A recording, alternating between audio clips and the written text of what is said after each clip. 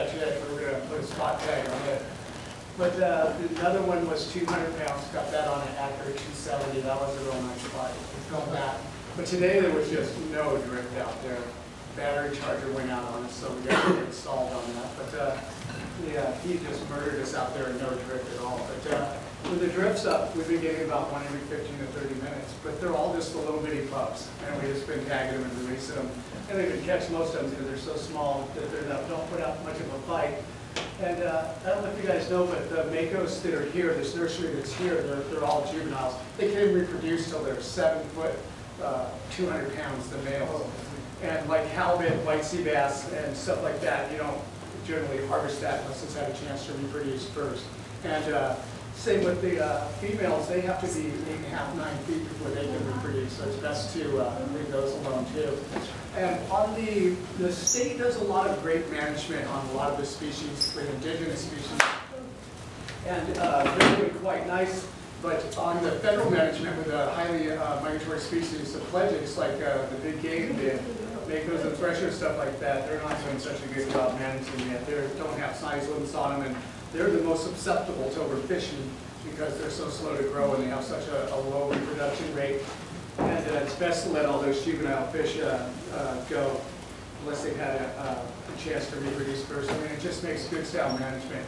And since I've been fishing for 20 years here locally, I've seen the amount of fish go from so many blues you could walk on them to hardly ever seeing them at all anymore. And I was just reading in Pacific Coast Sport Fishing that swordfish story about Ted Nafziger and his record on the trying to catch 50 swordfish over his career and not being able to do it and complete it. And watching the fishery when the gill nets came in until they left, go from 300 of those boats down to only 17 because there's not enough fish to support them anymore. That's how devastating the fishery is. And that's why it's so important to be as responsible as possible. And those gill nets have like an 83% bycatch rate. And they're just wiped out and hammered the fishery. Now when AFCO worked really hard, they had the state, they were able to get those gill nets pushed out 3 miles. And it made quite a bit of difference for the threshers. And AFCO helped get the long lines out of here too back in the 80s. And they were fighting to get it back in with the first federal management plan, but they did it. That's 19 foot 6 inches of thresher shark. We tagged it and released it just right out front here. And that day we got 3 others in the 250, 270 pound class and 8 makos to 150 pounds. But I don't think the fishery is in good enough shape personally to take any makos or threshers right now. I think it's as much as 95% depleted. So I just enjoy the sport of it and let pretty much all them go. And I don't know if you guys want to know about how to catch them and what to do. I generally just a brief over, go from 64 to 70 degrees. And if you take it and split that right in the middle, average it out, and then look for the clean water and get in the middle of that and find the life, not so much on the break, if you want the bigger ones to have a really good bite. And then I average it out in how long that water's been there. The longer it's been there, the better. And then if you want looking for the bigger ones, then to have a good fight, you don't want to necessarily have a lot of life around and not a lot of little ones around, because the bigger ones run all that stuff off and they just patrol an area back and forth where the water's really good, and then they're waiting for an opportunity to take out a seal or whatever. But the juveniles are a lot of fun on really light tackle, and I don't know what else to tell you about that. Tell us about what you did with Mako Match Shark. With Mako Match Shark? The big shark they caught last year. Well, I have done a lot of things with a lot of researchers. Right now I'm going to be doing a lot of stuff. I was just working with Paul Walker, and before he passed with Shark Week, and we're doing 2014, we did 2013. But all the researchers that I'm working with, like when I worked for Scripps, we were taking and collecting DNA because we wanted to find out with those DNA samples in Japan and New Zealand how big the population was. And we found out there were 3 distinct different population groups in the Pacific. And we don't know how long makos live, for an example. And the vertebrae inside there is critical to find that out. They have a lot of little ones, but they don't have any really big ones like that one that was 1,323.5 pounds. And they don't have a lot of the innards and stuff of the 2, and they're trying to figure out exactly how long they live. So I understood the importance of getting that data, and so I went with them and basically brokered a deal to set up the taxidermy, great taxidermy, which I bought a lot of shirts for you guys from them, to do the mount for them, and in trade for doing the necropsy, and we pulled a 200-pound seal out of that thing's stomach, and you can see the That's crazy. Yeah. So if you look on YouTube under Noah, under Mako's Last Meal, you get to see that in applied and I've been over it. And there's also one on the vertebrae too, on aging Mako's. But we did the necropsy at, or autopsy, whatever you want to call it, at New Fish Hall, and took that fish apart, dissected it, kept it in the freezer, froze it, then I put it in a trailer with an air conditioner generator, and I ran it over 3 days with only 2.5 hours sleep, 15-minute intervals, get it there in time so it didn't rot. Because the other part was getting the mount done when we got to Florida. Then we got done doing the mount, and then we took and cut the vertebrae out of it, and we had to do it all fast because the quality of the sample is everything. So we cut that out, froze it, then we sent it to Rhode Island to the age study specialist. So now they're going to be able to get real close to finalizing, making a decision on how long they live. They just found out great whites live to be like 80, 85 years old, which I think was a big surprise to them. And that's a critical management plan to understand, you know, where to base the management plans. And we need them to make those plans, and that's why I work so hard to get the data that we do with everything. That was a swordfish I had satellite tagged on a stick boat that I set up with a spotter. And the guy wanted to get a fish right after we got the satellite tagging that I had. And we ran another fish after that I found. And then he walked back up the plank and said he was sorry that it was the same fish and killed him when we just tagged. And I wanted to kill him short outside. But so we hauled it up, and then he went and sold it. But anyways, though, getting that, that's your commercial guys for you. So they have no regard for the fishery, most of them. Tell us about this. What is this right here? This is that, you said it's like a blind strike.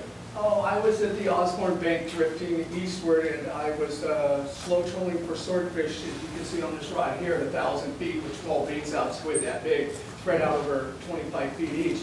And I've been trolling for 3 days, nonstop. The boat didn't come out of gear for 3 days. It was really rough out there. And I had a chum bucket on the deck, and it was about to pop, just a little 1 gallon one. And I go, what the heck, I'll just set it out the back, and I'll let it, you know, maybe a mako show up. So I got the little accurate 270 out, and 3 rotten dead squid out, market squid, threw it out back, right behind the boat. And I set it down, and I looked back, and it was dumping like crazy. So the next thing I know, I thought it was a mako, and it went straight down 1,200 feet in just like 2 minutes. And then all of a sudden, it stopped, and then there was nothing there. I brought it up, and there was, in the wire leader, 7 curls and about this length of perfect. So I believe it was a swordfish that whacked it and curled it all up. Went down 1,200 feet, stopped, turned, and then it slid off the hill. So that was like a slap in the face because I deep trolling for 3 days, and I throw that thing out there for a mako, and then it shows up. So, but I've seen quite a few swordfish come up in that chum slick, and my buddy in Florida that I go fishing with there, he says that he calls his one-tooth shark. And he goes, of course they come up the chum. I thought that was pretty funny. But anyways, though, yeah, there were some pretty bad seas out there. The swordfish that are on the inside are just scabs compared to what are outside. They're working on the upwelling and nice calm seas and sighting them, but when you get out there on these rough fronts, man, I can't believe it's watching them. But when you get out there on those fronts, that's where the big numbers are at. Some of those gill nets take up to 70 fish a night, and the average stress weight is 187 pounds. And that water they're targeting is 58 to 65 degrees. And that's what the gill nets do. They work out there because the harpoons can't work out there because it's too rough against his sink the boat and all that stuff too. But I read and went through all the tagging that we were trying to do with the satellite tags and used that to figure out how to troll for them. And I've had 3 swordfish on the surface and lost them because I didn't have anybody with me to help me out. And the salmon sharks, I did the same thing. I went to all the tagging data, you know, the science and the tracking, and figured out the chlorophyll and the temperature, and then their tracking and where they should be at what time. And I studied it for a year and a half. And then when I went out there, within 15 minutes, I had that 350-pounder on at 7 foot. So the science is really neat in a lot of ways. And it can be bad in some other ways, but we just hope that it goes for the best part of it, which would be, in a perfect world, the management of it. everything that I do is because of my faith in fisheries management. I don't make any money doing this stuff. I just do it because I think it's an important resource to do, and I believe God wants us to do this. And I believe that's what the good book tells me, and that's why I do what I do. I don't really usually share that with people, but because of where I'm at, I'm comfortable with doing that. So nobody needs to do that. I let my actions speak for me. Why do you call it a sandy shark, or why do they call it a sandy shark? You know, in Russia they call them herring sharks, and more appropriately I would call them a herring shark because they're after smaller prey a lot more than they are in salmon. But salmon shark, when they go to Alaska, they go into Prince William Sound. I've been there. For example, they'll go back into Port Gravina. You can look it up, and it's about 7-8 miles back. It's a mile wide, and right off the shore, 1 foot. There's bears all over the shores. It goes down 300 feet straight down, granite. All the salmon go up in there to spawn, and then there's aerial surveys during the summer there in that area of over 2,000 mako sharks, primarily females. And they're all in that area waiting for the salmon to come, and then they turn and hit them and run, and they just, all of a sudden you'll see them flying through the air when it's full of salmon. It's really a weird sight. But you go there, and then it just goes off. It's crazy. I went there and bought them, and if I lost one that came unbuttoned, I couldn't no more than let the rod recoil before another one grabbed it and put it back on again. It's just that crazy. So, but we believe, that's some friends of mine in Florida I swordfish with. But they believe, the researchers in Alaska that work with the salmon sharks, that they're faster than a mako. And we're going to put accelerometers on them and try to figure that out. That'd be interesting to dethrone the king. So, that's the first shark sling I made that was a derivative that now that SharkMitter uses it and everybody else. And I did that in 1998 and started weighing the sharks. And I didn't think it was a big deal, and I mainly wanted to get a better photo opportunity and get better accurate information from the sharks, because it seemed like the tagging data was so generalized and liberal and not very accurate, and they weren't very happy with it, and they didn't use it that much. And I figured, well, it's really not that hard to do it. I think it'd be kind of cool. So I just threw some PVC together, or some PS together, and threw my engine hoist on the deck. Actually went out there and did it with a load cell. And I was getting exact weights on it, and everybody went crazy about it. So I go, well, what the heck? But I didn't realize that it would be such a big deal, but I guess it was.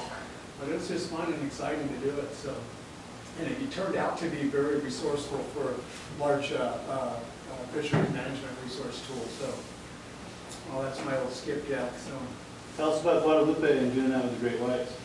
The Guadalupe and the great whites. I got a call from Michael Domeyer from MCSI, Marine Conservation Science Research Institute, and I had done some swordfish tagging with him. And when I was filming with Michael Folks at Inside Sport Fishing, that's a male. You can see the claspers here. I only the only ones I've ever harvested are males that have had a chance to reproduce first, and I only harvested 7. I like that number. But what happened was Michael, as he called me, and he said, yeah, I'm in a spot. He goes, I need a boat, and you know, that's a male I caught. It had a striped marlin in it. And it was the only one that I've kept that was that big. Had a marlin in it?